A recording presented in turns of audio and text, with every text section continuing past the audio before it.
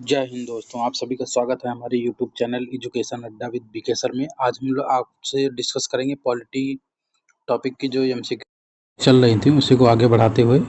तो अब जैसा कि आप लोगों को पता ही है कि अब तक 13 क्लासेज हो चुकी हैं, तो आज ये 14वीं क्लास है। तो इसी को शुरू करते हैं। तो ये आज पार्ट 14 है। पहला प्रश्न देखते हैं क्या है। भारत में अविश्वास प्रस्ताव के विषय में निम्नलिखित कथनों पर विचार करिए। तो यहाँ किस अविश्वास प्रस्ताव, जैसा कि आप लोग जानते ही हैं कि ये कहाँ लाया जाता है, ये लोकसभा में लाया जाता है। चलिए देखते हैं क्या दिया गया है कथन। तो पहला कथन है कि भारत के संविधान में किसी अविश्वास प्रस्ताव का कोई उल्लेख नहीं है। अविश्वास प्रस्ताव केवल लोकसभा में ही पुनर्स्थापित किया जा सकता है। तो ये जो है संविधान में नहीं कहीं उल्लेखित नहीं किया गया, इसका उल्लेख संविधान में नहीं है अविश्वास प्रस्ताव का। और दूसरा चीज ये केवल लोकसभा में ही लाया जा सकता है, जैसे कि हमने बताया। तो इसका दोनों कथन सही है, यानी 1 और 2 दोनों सही है। तो आइए अगले प्रश्न पर बढ़ते हैं। तो अगला प्रश्न है, केंद्र और राज्यों के बीच होने वाले विवादों का निर्णय करने की भारत के उच्चतम न्यायालय की शक्ति किसके अंतर्गत आती है। यानी कि जो सुप्रीम कोर्ट का जो है अथॉरिटी है, केंद्र और राज्यों के बीच कोई अगर विवाद उपज जाता है तो उसका निर्णय सुप्रीम कोर्ट ही करेगा। तो वो अपनी किस अधिकारिता के अंतर्गत करता है। पहला, परामर्शी अधिकारिता के अंतर्गत, अपीलीय अधिकारिता के अंतर्गत, मूल अधिकारिता के अंतर्गत या रेट अधिकारिता के तहत। तो परामर्शी, तो जैसे मान लीजिए कोई उससे सलाह लेता है राष्ट्रपति, तो वो उसकी परामर्शी अधिकारिता हो गया। अपील, मान लीजिए हाई कोर्ट से सुप्रीम कोर्ट में कोई वकील कर अपील किया जाता है तो वो हो गया अपीलीय। फिर मूल अधिकारिता, यानी कि वो उसके अलावा और कोई कहीं नहीं वो निर्णय लिया जाएगा, तो ये इसी के तहत आता है। रिट अधिकारिता तो मूल अधिकार के संदर्भ में जारी किया जाता है, यानी इसका सही ऑप्शन हो गया सी। केंद्र और राज्यों के बीच अगर कोई विवाद होता है तो उसकी मूल अधिकारिता के अंतर्गत आता है सुप्रीम कोर्ट के। अब भारत के उच्चतम न्यायालय में न्यायाधीशों की संख्या में वृद्धि करने का जो है अधिकार किसके पास है। यानी कि अगर भारत में जो है उच्चतम न्यायालय सुप्रीम कोर्ट में कितने जज होंगे कितने नहीं, इसकी अधिकारिता संसद के पास होती है। वो निर्णय समय समय पर संसद द्वारा किया जाता है। तो इसका तीसरे का पहला ऑप्शन सही है। चौथा प्रश्न देखते हैं, जब संसद के दोनों सदनों की संयुक्त बैठक में कोई विधेयक रेफर किया जाता है तो इसे किसके द्वारा पारित किया जाता है। यानी कि जब संसद में कोई संयुक्त बैठक का आयोजन होता है तो उसमें लोकसभा और राज्यसभा दोनों की जो है सदस्य उसमें भाग लेते हैं, उसमें दोनों साथ में बैठते हैं। तब उस समय निर्णय कैसे लिया जाता है किसी बिल पर।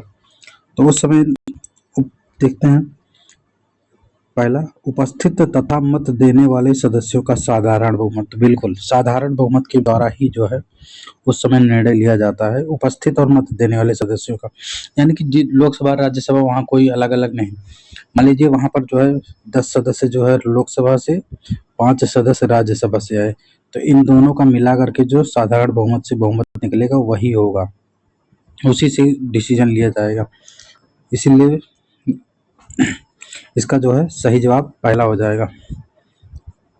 अब आगे बढ़ते हैं 5वें प्रश्न पर। भारत के संविधान में 5वीं अनुसूची और 6वीं अनुसूची के उपबंध में निम्नलिखित में किस लिए किए गए हैं, किसके लिए किए गए हैं। यानी कि बात जो 5वीं 6वीं अनुसूची का उपबंध किया गया वो किन के लिए किया गया, मेनली यही है। तो पहला ऑप्शन इसमें क्या दिया गया है, अनुसूचित जनजातियों के हितों के संरक्षण के लिए। दूसरा, राज्यों के बीच सीमाओं के निर्धारण के लिए। तीसरा, पंचायतों की शक्तियों, प्राधिकारों और उत्तरदायित्वों के निर्धारण के लिए। सभी सीमावर्ती राज्यों के हितों के संरक्षण के लिए। तो इसका जो है सही जवाब होगा पहला, अनुसूचित जनजातियों के हितों के संरक्षण के लिए 5वीं और 6वीं अनुसूची को जोड़ा गया था। तो भाई अगले प्रश्न पर बढ़ते हैं। 6ठा प्रश्न, निम्नलिखित में से कौन भारत के संविधान का अभिरक्षक या कस्टोडियन है।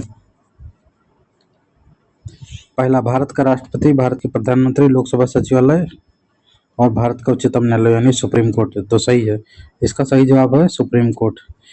संविधान का अभिरक्षक यानी कस्टोडियन इसको कौन किससे कहा जाता है, तो सुप्रीम कोर्ट को कहा जाता है।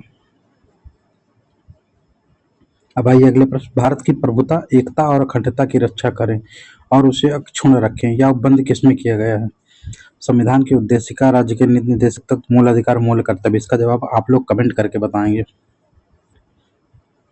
इसका फिर पंचायती राज व्यवस्था का मूल उद्देश्य क्या सुनिश्चित करना है?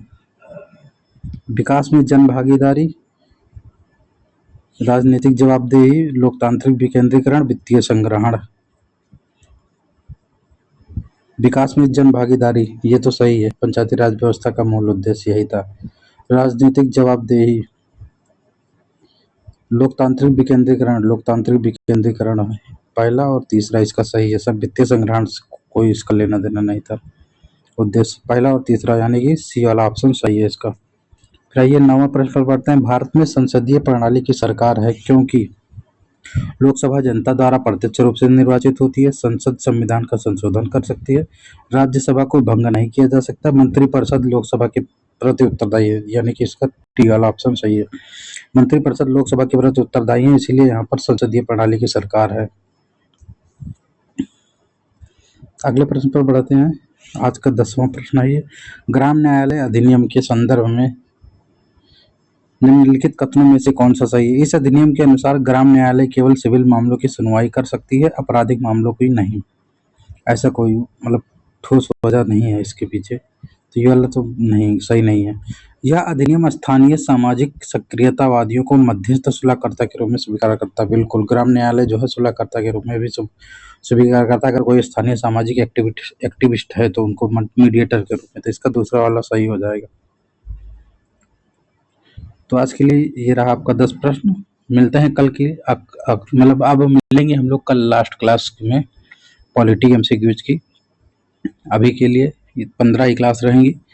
तो आज के लिए इतना ही, धन्यवाद।